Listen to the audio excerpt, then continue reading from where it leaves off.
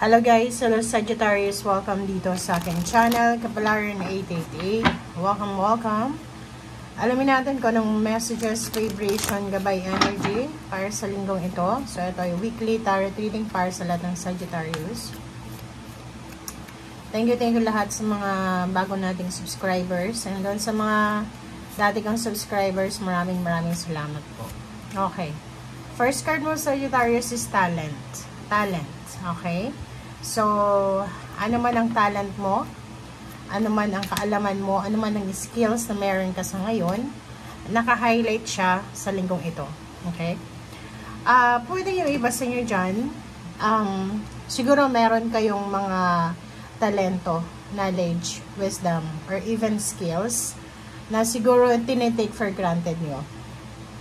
Sinasabi sa'yo dito ng card na to na posibleng yung talento mo o yung kaalaman sa buhay na tinitake for granted mo ay pwede siyang pagkakitaan.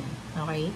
So, ibig sabihin, sa linggong ito, kailangan mong mag-reflect, mag-meditate ka, isipin mong mabuti kung ano ba itong talento ko, interest ko sa buhay na pwede kang pagkakitaan sa ngayon. Okay? Okay. So, dito din sa emotional withdrawal, since it's number 8, nakikita ko na sa linggong ito, marami kayong iniisip. Nagre-reflect talaga kayo para sa emotional freedom, or pwedeng yun sa mga emotional problems or emotional cases sa buhay mo, or may mga burdens or anything. Positive or negative yan, basta emotional. Nakikita ko na marami kang pinag-iisipan or nag-iisip ka ng sobra-sobra ng maayos. And then, sa usaping pera, ganun din.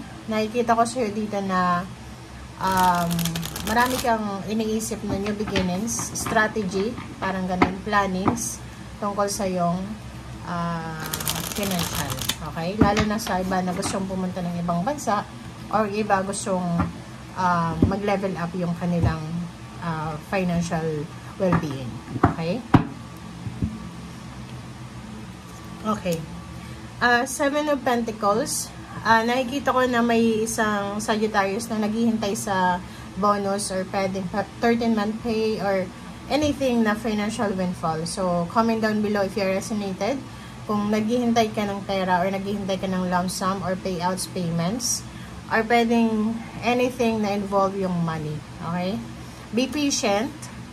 And, wag tayo masyadong agresibo. Yun yung kailangan mong gawin this week. Be patient. Kailangan mo magpasensya. Kailangan mo maghintay. Kasi, darating siya. Darating siya sa tamang panahon, sa tamang oras. So, if ever hindi pa dumating by Monday, Tuesday, Wednesday, so, still, kailangan mo pa rin na maging positive niyan. Kahit hindi pa dumating ngayong linggo, nakikita mo yung Nine Press, sinasabi na maraming bago, maraming pagbabago, maraming darating, upcoming, incoming, windfall, parang ganun. So, take care of your body, take care of your health, mental health, emotional health, financial health, physical health. Okay? So, nakikita ko yung sobrang workaholic na Sagittarius. Be careful kasi pwede kang kumbaga, pwede mong makompromise yung health mo dahil sa sobrang trabaho. Be aware din kasi kung may mother ka pa or lalaki ka, may asawa ka, girlfriend, tiyahin, meron silang kailangan sa'yo. Okay? Or pwedeng ikaw ang may kailangan sa kanila. Basta yung mother ngayon, yung feminine energy sa buhay mo ay naka-highlight siya sa linggo ito. Okay, Page of Wands. Nakikita ko sa'yo dito na atong linggong ito ay may magsisimula. May new beginnings na mangyayari sa linggong ito na posibleng magdadala sa'yo ng bright future. So, ibig sabihin, may sisimulan ka or magsisimula or pwedeng hindi mo pa siya alam pero mayroong parang nakapaligid sa'yo na financial windfall or pwedeng prosperity and abundance na pwedeng mag-result siya na good fortune in the future. Okay? Okay. Nine of Wands. Nakikita ko sa'yo dito na dahil sa sobrang workaholic mo, posibleng makaramdam ka ng pagod or makaramdam ka ng mga pagka-inip, parang ganun. So, Nakikita ko sa'yo dito na gamitin mo ang oras na to para iplanuhin, pag-isipan, yung mga moves mo or actions, plano sa nakaraan na hindi mo natuloy. For example, may plano kang mag-travel before, and this week, marirealize mo na possible ka nang mag-travel kasi siguro, may ipon ka na, may pera ka na, or wala nang hadlang or wala nang control. Okay? Take responsibility of your emotion, of your actions, and iwasan mong matakot. Kasi nakikita ko sa'yo dito may nararamdaman ka na namang takot, na which is hindi naman importante sa ngayon. Okay? Kalmahin mo ang sarili mo. Okay? Huwag masyadong emosyonal. Iwasan natin yung pagiging emosyonal. Kalmahin ang sarili. Huwag magdedesisyon ng padalos-dalos. Nakikita ko na ang rason kung bakit pagod na pagod ka kasi pwedeng nagtatrabaho ka sa gabi or pwedeng sobrang workaholic eto. Okay? Ang dami mong pinapasan. Marami kang obligations, duties and responsibilities na pinapasan. So, nakikita ko sa'yo dito na kailangan mo na maging maingat. Kasi pag hindi ka naging maingat, pwede kang magkamali and pwedeng masira yung diskarte mo dito. Okay? So, Magician.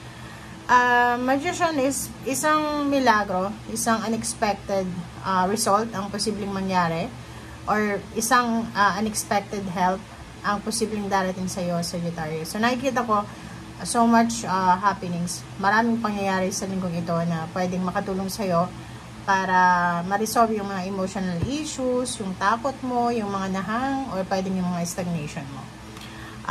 Three of Wands, may naghihintay sa'yo, or pwedeng may hinihintay ka.